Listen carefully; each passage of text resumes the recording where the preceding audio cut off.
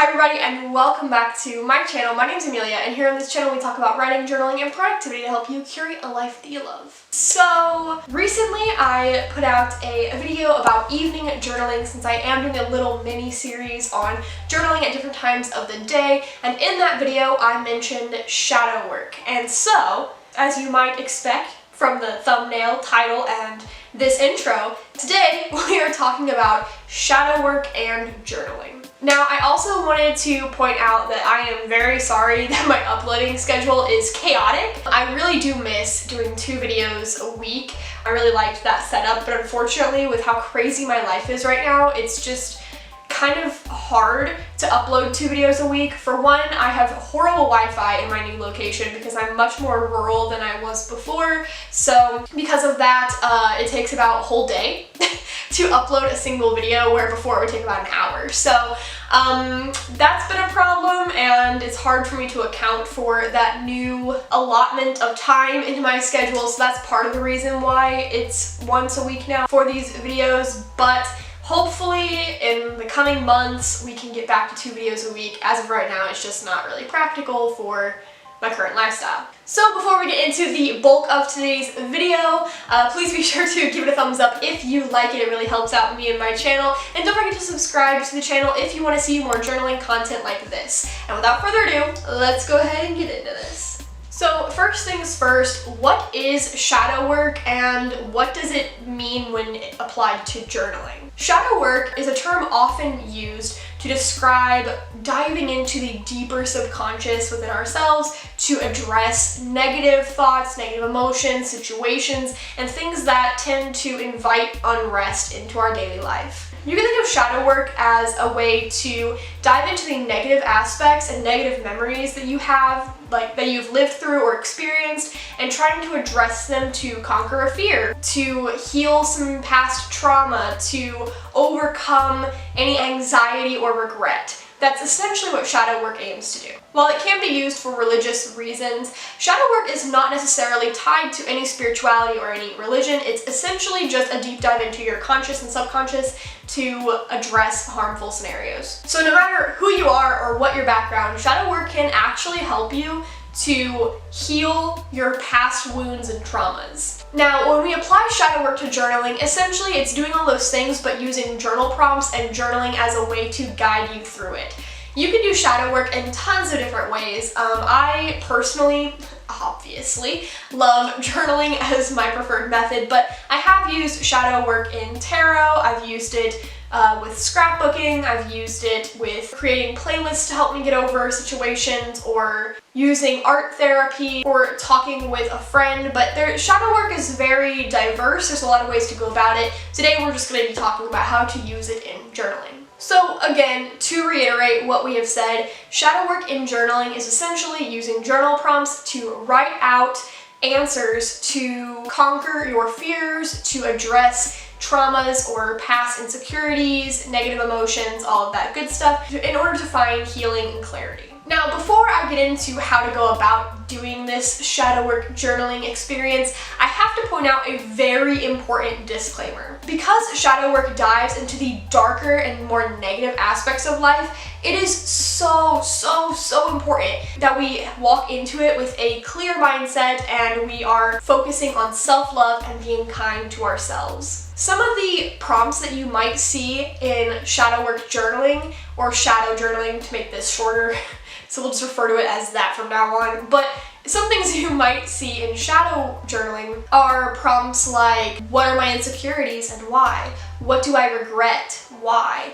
What am I afraid of? Why? And addressing these sorts of topics can be kind of very draining and put you in a very sad or upset mindset. Of course, the goal with addressing all this negativity is, of course, to find balance, clarity, and healing, but you have to go through the tough, heartbreaking scenarios first in order to get to the other side.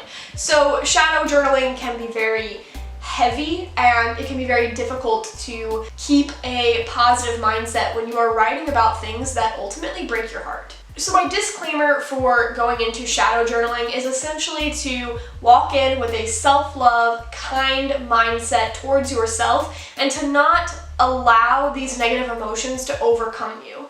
Often when we do shadow journaling, it is done in the heat of the moment if possible. So for me, if I'm feeling very sad and overwhelmed at home, then I can sit down and journal about it, which is so therapeutic, it's so healing, but it is very easy to get caught up in all of the negativity. So this is why you kind of have to walk into this particular journaling space with a more positive mindset and understanding that this is a heavy, deep topic that could cause more pain if done improperly. Okay, so we're going to go into how to approach shadow journaling, how to go about it, and all of that good stuff here.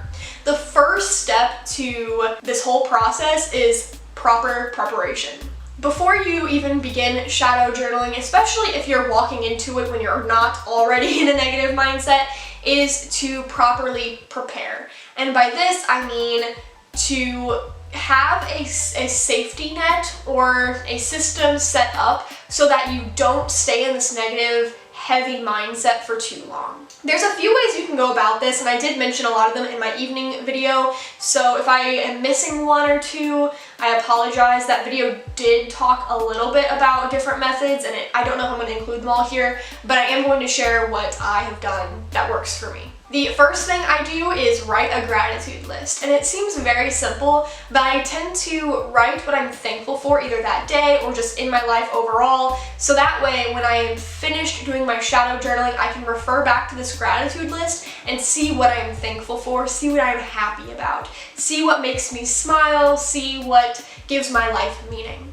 Additionally, I will also write affirmations. This is depending upon what I'm journaling about. If I'm journaling specifically for my wounds with my career or my life goals, then I will write an affirmations list that kind of deals with what I would like to achieve and my overall goals in life, so I don't give up on them, if that makes sense. Other ways you can go about preparation for shadow journaling is to call up a friend or call a family member and tell them to message you or call you back in about 20 minutes, perhaps, to check in and ensure that everything is okay. Obviously, you'd have to have a very trusting relationship with this other person. I am fortunate enough to have my significant other and living in the same space as me, so I can always go to him and say, hey, I'm going to be journaling and it's going to be sort of a heavy journal session. Would it be okay if you come check on me within about 20 minutes? And then he does, and it tends to help. For one, it breaks me away from the negativity, and two, it just ensures that I don't end up sobbing on the floor and hating everything. Because that is a possible outcome with shadow journaling. I just want you to know that that's possible. But other ways you can go about preparing for shadow journaling includes making a positive playlist, so using some of the happiest tunes, some dancing tunes to play afterwards to kind of uplift your mood. You could watch a comedy show or just a funny TV show that you really like if you want to ease your way back into the realm of positivity. Additionally, you can prepare your space to be filled with self-love. So one thing I love to do when I do shadow journaling is to light a bunch of candles so I have sweet scents, filling the air. There's some ambiance to the lighting, and I tend to decorate my space that's in a way that's very personal to me, that looks very appealing, because then I'm less likely to hate the world and everything in it if I see so much beauty surrounding me. So these are some of the ways that you can prepare for shadow journaling if you want to walk into this, if you want to experience this. Again, it's very important to fill your space with self-love and kindness in order to find happiness and purpose after you finish a really heavy journaling session. So once you have prepared your space for shadow work and journaling, it is time to begin doing it. And I do find that when it comes to shadow journaling, the best way to go about it is to use journal prompts. Now, depending on your situation, journal prompts are going to be very different.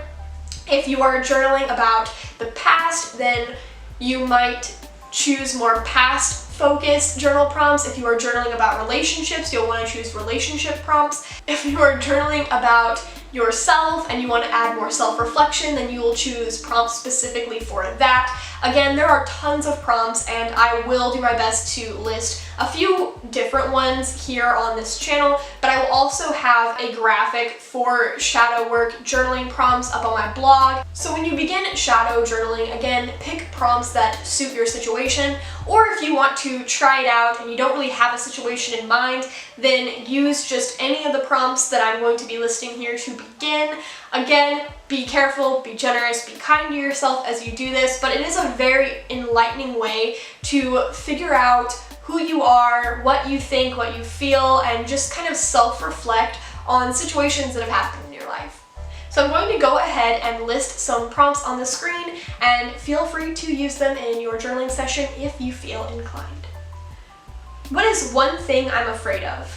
How does it hinder my growth? What is something I regret? Why? Describe a negative situation or experience in detail. How does it make you feel? What thoughts do you have towards it? Write a letter to someone who hurt you. Are you proud of who you are? Why or why not? Again, I will have more prompts in a link down below, so please be sure to check that out. If I have more than one link, it'll also be down there. But I think that when it comes to shadow work, it is very journal prompt focused. You can go about it with stream of conscious writing or like a daily reflection as well. I just think that prompts tend to be more grounded and keep you from going way off topic and getting lost and submersing yourself into the deep end so heavily that you find it difficult to escape. One more thing that you need to know about shadow work and journaling is that there should always be a cool down. So cool down looks different for everybody. For me personally, I followed up with a lighter journal prompt that tends to be more happy and positive focused, and then I might follow up with a small 5-minute meditation. I tend to use meditations on YouTube, but I have enjoyed Headspace, which is a meditation app. I've enjoyed them in the past. I'm not sponsored by them or anything, but I have enjoyed them in the past. If I don't use Headspace, I do use something on YouTube. Aside from extra journaling and meditation, I might call up a friend, do another tarot reading, or reach out to my significant other, watch a show. Like I said, there's a lot of ways to go about cool down, and it depends heavily on what you prefer and what you enjoy. I do think that watching a show is very fun, especially if you choose a light-hearted one that is sort of comedic, perhaps like the TV show Friends or a comedy skit. It's an easy way to break yourself out of the negative mentality. But it's always important to do a cool down after shadow work and journaling because of how heavy the topics are, and to pull yourself out of it.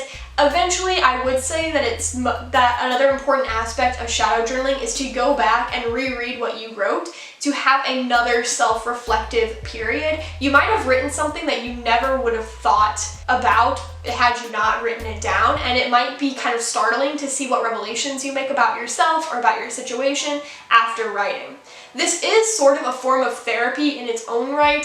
Of course, it's not a replacement for actual therapy, but it is a way to heal past wounds with yourself and to find balance within your life and to address negativity that you might be suppressing or avoiding in your day-to-day life. Alright, well that is all that I have for you guys today when it comes to shadow work and journaling. If you would like a part 2, please be sure to let me know down in the comments below. I would be interested in diving deeper into this particular subject. Again, don't forget to check out the prompts down below that will help you on your shadow work journaling experience. And yeah, I think that's all I have for you today, so without further ado, I will catch you later.